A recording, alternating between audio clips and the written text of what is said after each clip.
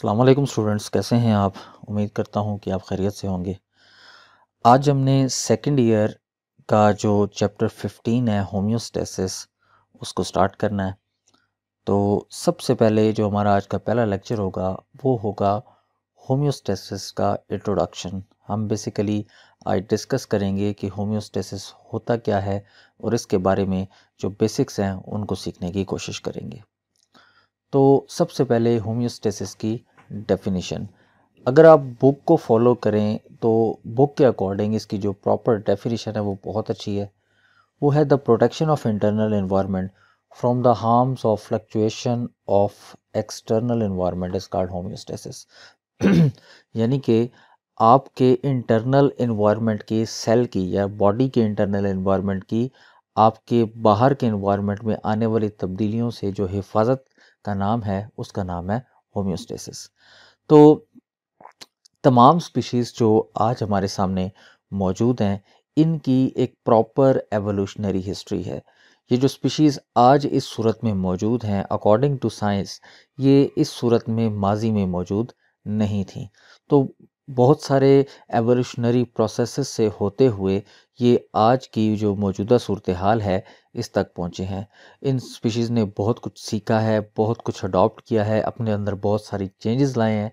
ये चेंजेस किस लिए लाए हैं?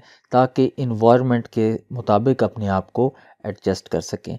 और फिर ये स्पीशीज़ इन्वायरमेंट के जब अकॉर्डिंग हो गई तो फिर इन्होंने अपने आप को इन्वायरमेंट के अंदर सेट कर लिया, सूटेबल कर लिया, वो इसके अंदर रहने लगे। और जो स्पीशीज़ अपने इन्वायरमेंट के अकॉर्डिंगली सूटेबल नहीं हुई वो आहिस्ता आहिस्ता दुनिया से एक्सटिंक्ट हो गई। इस बात का पता हमें चलता है फॉसिल से कि बहुत सारी स्पीशीज़ जो माजी में थी आज मौजूद नहीं है। अब बात क्या है कि आपका जो एक्सटर्नल एनवायरनमेंट है ये कभी भी एक जैसा नहीं रहता, इसके अंदर तब्दीली आती रहती है। तो जानदारों को कंटिन्यूसली इस तब्दीली के साथ कोप करने के लिए, इस चेंज को रेजिस्ट करने के लिए अपने अंदर अडॉप्टेशंस जो हैं वो हमेशा करनी पड़ती हैं।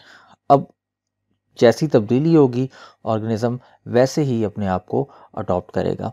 अब यही होम्योस्टेसिस है जो ऑर्गेनिजम्स को इस काबिल बनाती है कि वो इन आने वाली तब्दीलियों का अच्छे तरीके से मुकाबला कर सकें और इनके अगेंस्ट रेसिस्ट कर सकें। अब ये जो आने वाली ये जो आने वाली तब्दीलियां हैं इनसे आपके लिविंग ऑर्गेनिजम्स की बॉडीज़ या लिविंग ऑर्गेनिजम्स के सेल्स के अंदर क्या चीज़ जो है वो ज़्यादा अफेक्ट होती है, कौन से कंपोनेंट्स हैं जो ज़्यादा अफेक्ट होते हैं। तो सबसे पहली बात है वाटर, दूसरी बात है सॉल्यूट्स और तीसरी बात है टेम्परेचर। ये तीन ही बेसिक चीज़ें हैं जो आपकी बॉडी के अंदर एक प्रॉपर रेंज में मौजूद होती हैं। तो इनकी थोड़ी बहुत फ्लक्चुएशन जो है वो आपके लिए जानलेवा साबित हो सकती है, आपके सेल्स के लिए जानलेवा साबित हो सकती है। मैं एक सादा सी मिसाल देता हूँ। यहाँ पर वाटर का जिक्र है। आपकी बॉडी में जो वाटर की स्पेसिफिक सेल के अंदर परसेंटेज है उससे कम हो तो भी ख़तरनाक है, ज़्यादा हो तो भी ख़तरनाक है। एक रेंज के अंदर रहे तो वो टॉलरेबल रेंज के अंदर रहे तो वो ठीक है। सॉल्यूट्स की बात कर लें, अब सोडियम आपकी बॉडी में मौजूद है, क्लोराइड आपकी बॉडी में मौजूद है, फ्लोरीन आपकी बॉडी में मौजूद है। ये एक स्पेसिफिक अमाउंट में मौजूद है। ये कम होगा तो भी काम नहीं चलेगा और अगर ये बहुत ज़्यादा हो जाएगा तो भी आपके लिए ख़तरनाक है। टेम्परेचर की बात कर लें, इंसान का नॉर्मली टेम्परेचर होता है 37 डिग्री सेंटीग्रेड। तो इससे बढ़ेगा तो भी अच्छा नहीं है, इससे कम होगा तो भी अच्छा नहीं है। तो एक मॉडरेट रेंज के अंदर 37 के आसपास रहे तो वही इंसान के लिए अच्छा है। तो जनाब इसके बाद हम होम्योस्टेसिस का जो मैकेनिज़्म है, होम्योस्टेसिस मेंटेन कैसे किया जाता है। तो होम्योस्टेसिस मेंटेन करने के लिए जो जानदार हैं वो ऑस्मो रेगुलेशन करते हैं। ऑस्मो रेगुलेशन में क्या चीज़ होती है, जानदार अपनी बॉडी के अंदर जो सॉल्यूट्स हैं और जो वाटर है इसका एक बैलेंस कायम रखते हैं। आपकी बॉडी में डिफरेंट साल्ट हैं और आपकी बॉडी में वाटर की स्पेसिफिक अमाउंट है, उसको मेंटेन करना ज़रूरी है। अगर वाटर आपकी बॉडी में ज़्यादा हो जाएगा तो लिविंग सिस्टम आपकी बॉडी के अंदर क्या करेंगे, आपका किडनीज जो है वाटर को आपकी बॉडी से निकाल देगा। और इसी तरह अगर वाटर आपकी बॉडी में कम है तो आपकी किडनीज इस तरह काम करेंगे कि उस वाटर को रिज़र्व रखें, ठीक है, प्रिजर्व करें।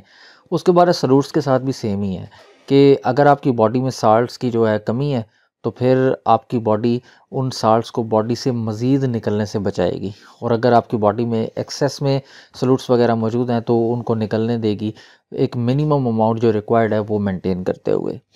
इसके बाद एक्सक्रीशन। एक्सक्रीशन में क्या होता है, आपकी बॉडी से जो नाइट्रोजनस वेस्ट हैं वो एलिमिनेट होते हैं जी। ह्यूमन की बॉडी में डिफरेंट नाइट्रोजनस वेस्ट प्रोड्यूस होते हैं, क्योंकि आपकी बॉडी में जब प्रोटीन्स का मेटाबॉलिज्म होता है ना, तो इसके लिए उसके रिज़ल्ट में आपकी बॉडी में नाइट्रोजनस वेस्ट बनता है। ये पॉइजनस होता है, आपकी बॉडी से इसको एक्सक्रीट करना भी ज़रूरी होता है। तीसरी बात है थर्मोरेगुलेशन।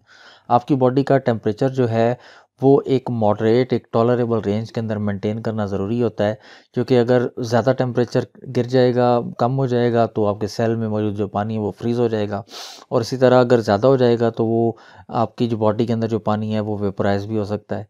तो एक टॉलरेबल रेंज के अंदर रखेंगे ना आप जब बॉडी को, तो आपकी बॉडी जो है वो सही तरीके से काम करेगी। तो होम्योस्टेसिस ये भी काम करती है, इन तीनों चीज़ों को आपकी बॉडी के अंदर मेंटेन करती है।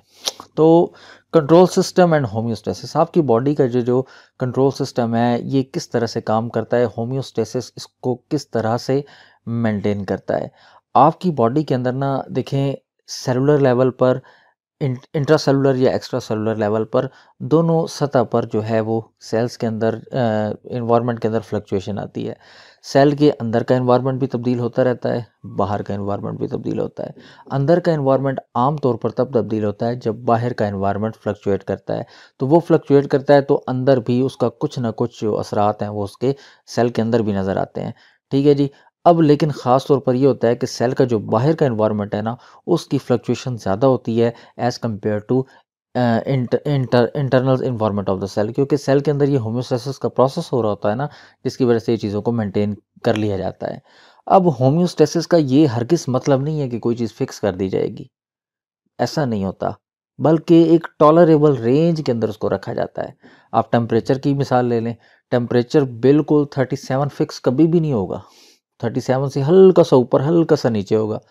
आपके ब्लड की पीएच है 7.4, कभी भी नहीं होगी, बहुत रेयर केसेस में होगी, तो कभी 7.35, 7.45 इस रेंज में होगी, ये भी नॉर्मल है। तो इस तरह आपके जो बॉडी के अंदर कार्बन डाइऑक्साइड का लेवल है, बॉडी के अंदर ऑक्सीजन का लेवल है, ये कभी भी परफेक्ट कोई ख़ास फिगर नहीं होता, वो एक रेंज होती है कि इस रेंज के अंदर लाई करेगी। आप देख लें, कोई आप टेस्ट करवा के आते हैं तो आपको वो शुगर की आपके बॉडी के डिफरेंट जो ऑर्गन्स होते हैं उनकी जो प्रॉपर फंक्शनिंग है उसकी रेंज बता देता है। आपकी बॉडी के अंदर डिफरेंट ऑस्मोलाइट्स है, उसकी रेंज बता देता है कि ये इतना इतना नॉर्मल है, इस रेंज में अगर है तो ठीक है, इससे ऊपर नीचे है तो वो ख़तरनाक है। हीमोग्लोबिन का मसलन टेस्ट है, आप देखें कि हीमोग्लोबिन आपको एक बता दिया जाता है तकरीबन इस रेंज में है, और इस रेंज से इस रेंज में नॉर्मल है, इससे अगर ऊपर नीचे है तो वो अकॉर्डिंगली फिर आपको मेडिसिन वगैरह वो जो है वो दी जाती हैं। अच्छा जी, इसके बाद है ये आपकी बॉडी में जो होम्योस्टेसिस का सारा सिस्टम है, इसको समझने के लिए एक आसान सी मिसाल है availability of water to the organisms.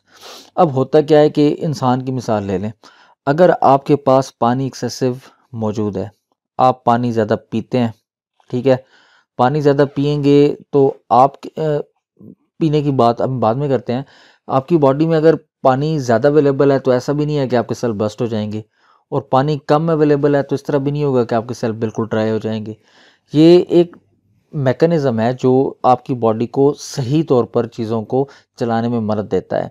अब होता क्या है कि जब आप पानी ज़्यादा पी लेते हैं तो आपकी यूरिनेशन का प्रोसेस ज़्यादा होगा, क्योंकि आपकी बॉडी में पानी ज़्यादा है, आपको एक्सेसिव वाटर की ज़रूरत नहीं है, वो आपकी बॉडी से निकल जाएगा। लेकिन अगर आप पानी टाइम के लिए नहीं पीते, काफ़ी टाइम के लिए नहीं पीते, तो आप देखें कि रमज़ान में इसकी मिसाल आप ले सकते हैं।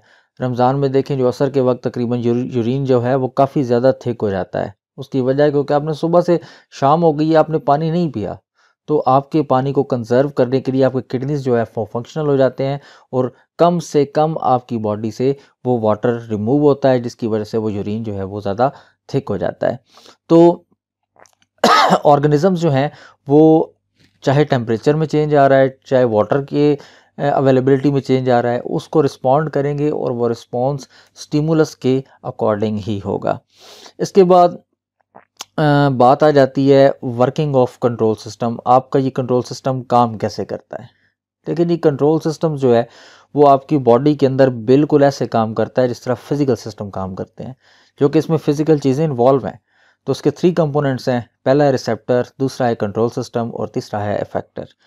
तो रिसेप्टर क्या है जी? रिसेप्टर है, अगर टेम्परेचर की हम बात करें तो टेम्परेचर के केस में आपके हाथ के अंदर वो जो है सेंसरी रिसेप्टर्स होते हैं, आपकी बॉडी में सेंसरी रिसेप्टर्स होते हैं, आपकी टेम्परेचर के हवाले से आपकी बॉडी में थर्मो रिसेप्टर्स होते हैं।